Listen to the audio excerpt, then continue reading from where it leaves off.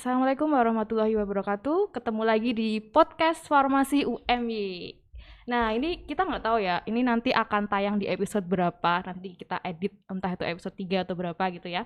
Dan bintang tamu kita kali ini adalah, kayaknya kalian udah pasti kenal semuanya. Ini udah artis selebgram terpopuler deh kayaknya. Oke, ini selamat datang untuk Apoteker Rasmi Widya Stuti salah ya. Apoteker Rasmi Wulan Widya Stuti S-Farm. Tepuk tangan dulu dong. Oke. Ini Rasmi kayaknya kelihatannya kalau misalnya dari pakaiannya kayaknya habis dari sumpahan ya. Ya, Sumpahan benar. ya hari ini, dan ada kumlotnya ya. Alhamdulillah. Selamat ya untuk Rasmi. Boleh ceritakan dulu nggak gimana tadi sumpahannya? Alhamdulillah tadi sumpahnya berjalan dengan lancar ya Bu ya. Tadi sebenarnya agak riuh sih Bu, make upan jam 3 Jam gitu 3? kan. Terus Oke. disuruh ke kampus jam 6. Ya udahlah, terus akhirnya udah sumpah. Tadi ada foto-foto dan lumayan terharu karena membaca surat sumpahnya itu. Wow, ternyata aku jadi seorang apoteker loh sekarang. Akhirnya ya jadi teman sejawat ya. Alhamdulillah Bu. Ini IPK-nya berapa ini? Kok udah kumlot? Alhamdulillah tuh IPK-nya 3,83 Bu. Wow, di atas 37,5 ya. Keren loh ini. Karena Rasmi ini ya, seperti kita tahu ya, kayaknya kalian coba biar teman-teman yang nonton ini tahu kali ya. Karena kalau misalnya maskernya masih dibuka, itu kan kayaknya masih, ini Rasmi yang mana gitu loh. Kadang kan ada yang belum tahu nih Rasmi yang mana. Oke, dibuka dulu coba biar cantiknya kelihatan. Sebentar aja ya Bu ya. Iya. Nanti lama-lama kita dimarahin. Iya. Oke, udah kelihatan ya. Jadi Rasmi ini kalau misalnya teman-teman punya TikTok nih atau Instagram, pasti rata-rata udah ngefollow Rasmi. Akunnya apa di TikTok? Rasmi Wulandya Stuti. Rasmi Wulandya Stuti. Nah, ini tuh followersnya kalau nggak salah sudah 28.000 ya. Sudah 28.000 Bu. Dalam 5 bulan inilah mencapai 28.000. Dalam 5 bulan 28.000. 5 bulan. Oke, keren ya. Terus habis itu kalau misalnya Instagramnya kalau nggak salah 6.000-an ya. 6.000-an. 6.000-an. Nah, kayaknya kalau nggak salah Rasmi ini itu lebih sering FYP di TikTok. Kalau misalnya teman-teman, pasti kalau misalnya teman-teman punya akun TikTok tuh pasti sering banget nemuin akunnya Rasmi ya nggak? Iya, apalagi kalau anak farmasi tuh biasanya kalau TikTok itu Bu, FYP kita itu apa yang sering kita tonton. Jadi biasanya gitu. yang nonton farmasi terus munculnya farmasi. Jadi biasanya orang yang sering nonton saya terus nanti sering juga nonton saya, makanya sering FYP gitu. Oh gitu. Jadi soalnya saya lihat ya, saya kan juga lihat nih TikToknya Rasmi. Jadi kalau lihat dari komen-komennya itu tuh, Kak, farmasi di mana Kak gitu. Terus habis itu kalau udah ada yang tanya farmasi UMY, terus gimana cara daftarnya Kak. Jadi rata-rata pada tanya farmasi UMY gitu ya.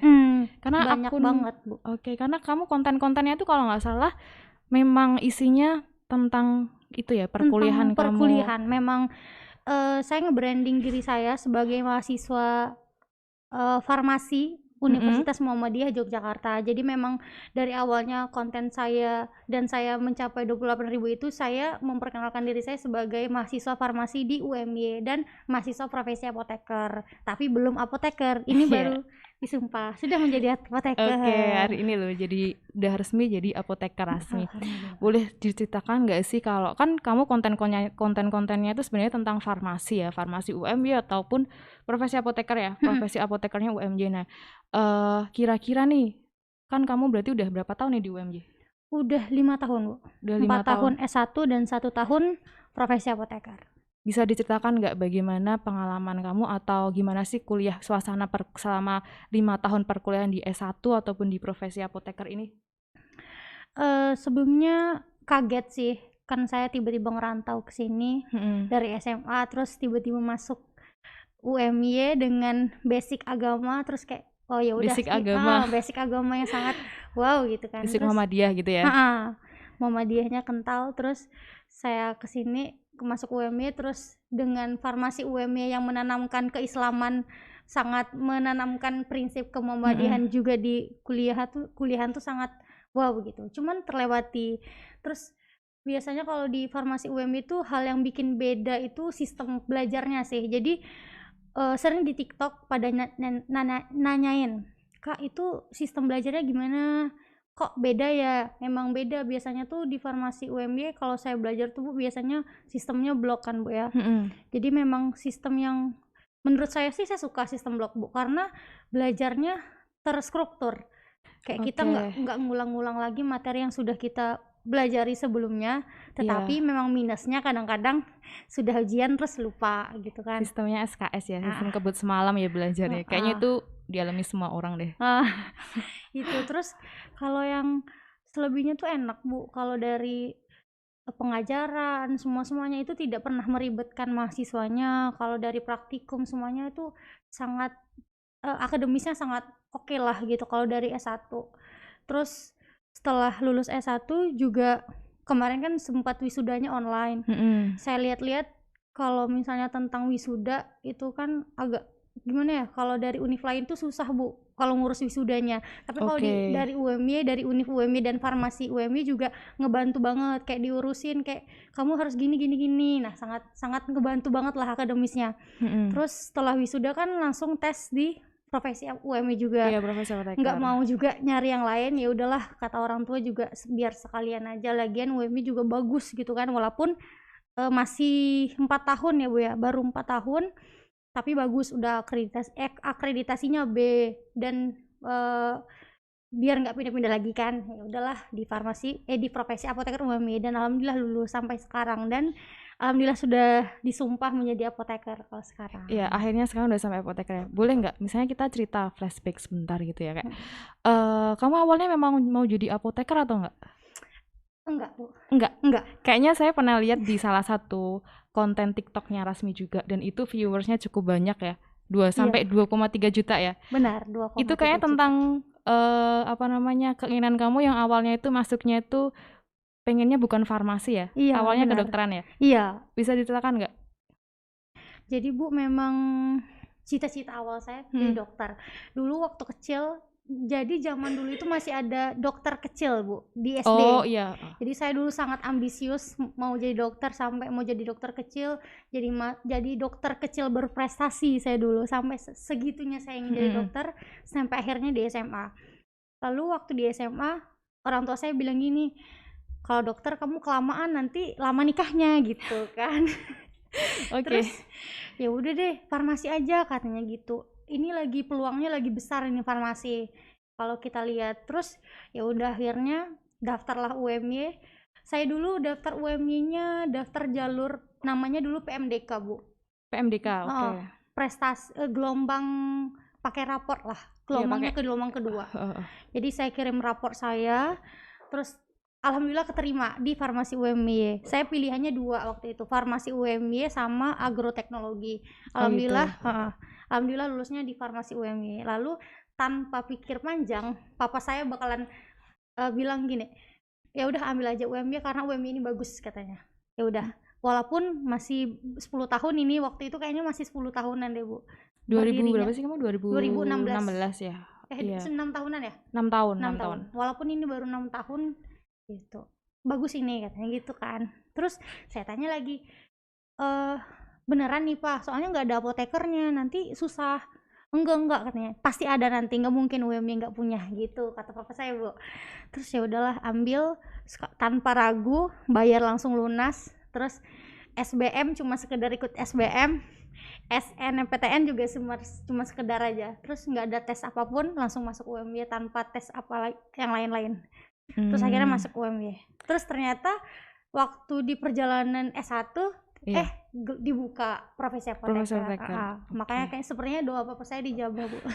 Doa orang tua ya. Iya. Jadi kamu tuh nggak daftar kedokteran lagi? Maksudnya kalau pas udah daftar udah fix keterima di farmasi UMY, habis itu kamu kan ada tes lagi kan, ikut SBM sama SNMPTN. Nah itu kamu pilihannya apa? Kedokteran juga? Kedokteran juga. Pilihan kan ada pilihan 3 Bu ya. Ada 3 pilihan. Kamu saya apa? pilihnya 1-2 itu kedokteran, yang ketiganya farmasi. Wow, kedokteran umum semua ya? Iya. Bukan UKG gitu ya? Bukan, kedokteran umum, kedokteran umum, farmasi. Terus SBM juga, SNMPTN juga. Tapi alhamdulillah nggak diterima Bu. Tapi itu kamu udah mantep ya? Maksudnya setelah diterima itu emang kamu sudah memutuskan untuk oke saya mantap di sini, dan ketika saya mendaftarkan di tempat lain tuh kayak ya udah saya coba sekedar mencoba saja gitu loh, bukan untuk ada yang ambisius untuk aku harus keterima di situ kayak gitu walaupun sudah punya cadangan kayak gitu. Kamu gitu juga atau enggak? Enggak sih Bu, kemarin saat orang tua bilang kayak ini nggak usah gitu kan.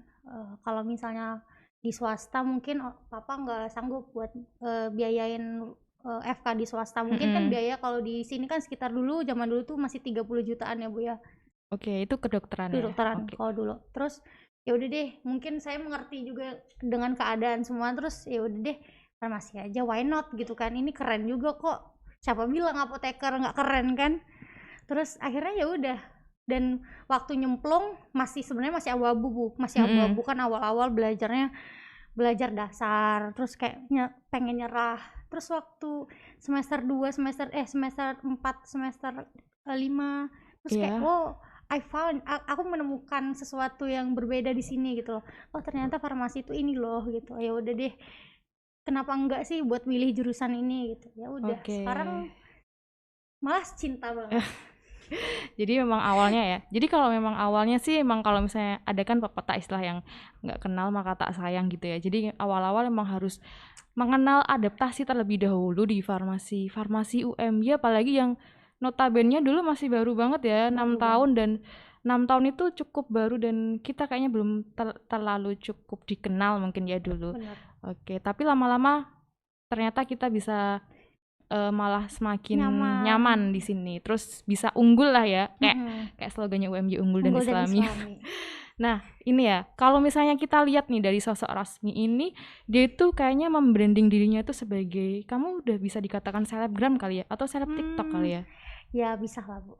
Nah Bisa. ini, tapi dia membranding dirinya adalah misalnya memang dia sebagai selebgram gitu, tapi konten-kontennya memang seputar pendidikan ataupun kesehatan semuanya ya gitu. Jarang ya, bahkan konten-kontenmu tuh jarang yang di luar itu ya, di luar kesehatan atau di luar Enggak sih Bu, pendidikan. sebenarnya sebelum saya terjun ke TikTok, sebenarnya saya tuh udah terjun di dunia sosial media juga. Iya. Di Instagram saya dulu pernah ikut model-model gitu, terus model katalog jilbab gitu-gitu dan fashion lah. Nah terus ternyata ya gitu-gitu aja, dan nyoba TikTok setelah itu kan ternyata rame. Jadi di TikTok itu kontennya konten pendidikan tentang farmasi. Terus saya pikir-pikir ya udah deh, kenapa enggak saya sharing ke teman-teman saya yang dulunya lebih ke nge-branding diri saya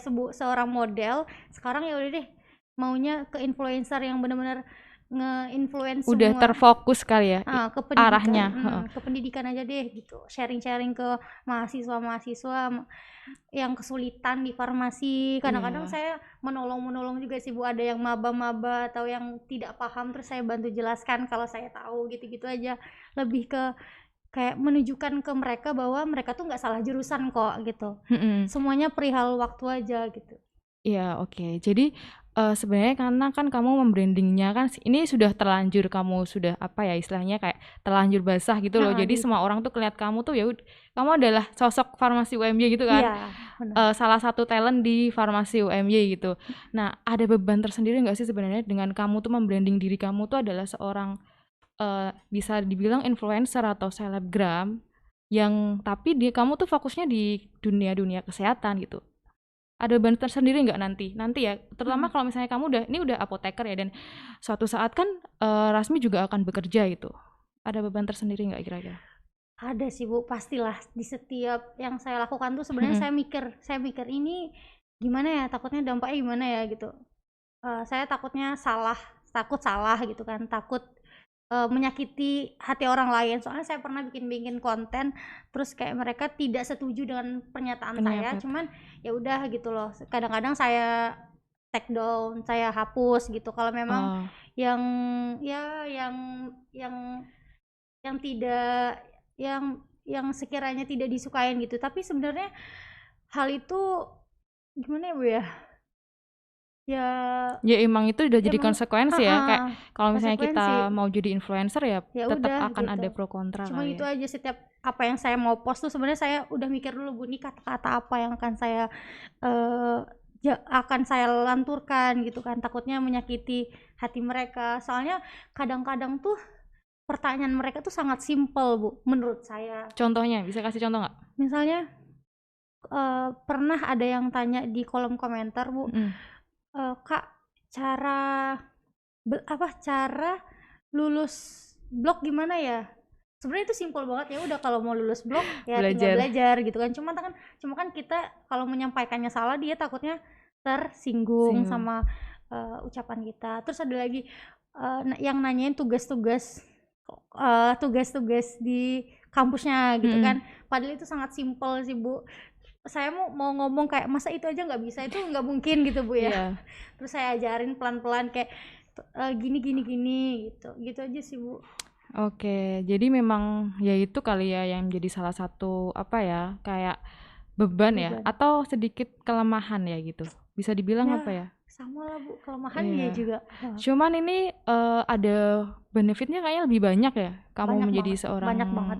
kamu terjun di dunia ini gitu. Banyak banget. Kayak misalnya contohnya misalnya kayak calon mahasiswa baru itu loh yang masih pada kebingungan ya. Biasanya rata-rata kalau misalnya anak-anak SMA itu baru lulus sekolah itu kan dia masih bingung tuh apa namanya mau pilih jurusan apa, terus mau kuliah di mana kayak gitu. Tapi dengan adanya misalnya influencer yang memang dia itu fokusnya adalah di daerah di pendidikan atau di ya seperti Rasmi lah kurang kayak gini, itu kayak sedikit lebih terbantu ya. Hai, lumayan, Bu. Ada nggak pengalaman yang misalnya ada camaba dulu, ini khususnya mungkin S1 kali ya, karena kan Rasmi juga S1-nya di Farmasi UMY, ada nggak pengalaman misalnya calon mahasiswa baru ataupun lulusan anak-anak sekolah SMA kali ya, terus habis itu dia tanya ke Rasmi misalnya, Kak mau daftar UMY gimana caranya? Ternyata dia sekarang udah jadi mahasiswa farmasi gitu. Ada nggak kira-kira?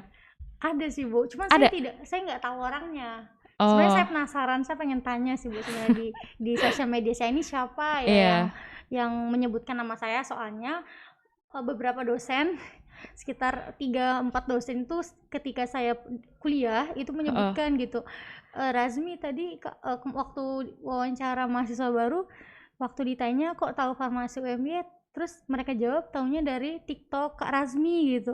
Beberapa mahasiswa ngomong seperti itu, terus saya bingung, lah siapa ya, penasaran saya sebenarnya, Bu, siapa gitu kan. Cuman ya udahlah, alhamdulillah saya tidak perlu tahu siapa sih, Bu, tapi alhamdulillah niat saya memang sharing ke adik-adik di bawah saya tentang farmasi apalagi farmasi UMY ini yang juara banget, guys. Kalian harus masuk sini. Wajib ya. Kalian wajib masuk sini, guys. Oke, jadi memang ada ya. Maksudnya awalnya dia camaba hanya tanya-tanya ke Rasmi, iseng-iseng tanya mungkin ya.